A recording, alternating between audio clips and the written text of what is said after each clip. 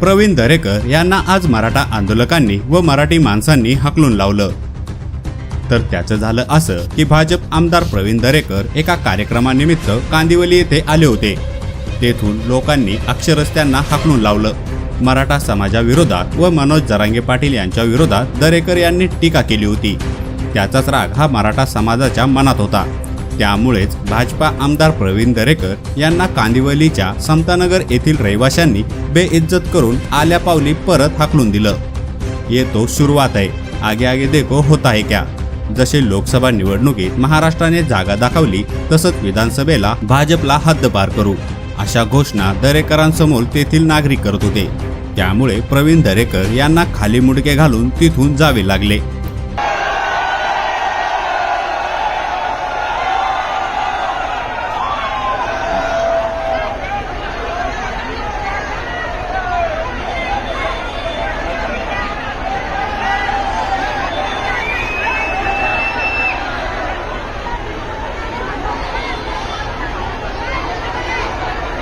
या व्हिडिओवर तुमची प्रतिक्रिया कमेंट बॉक्समध्ये नक्की लिहा।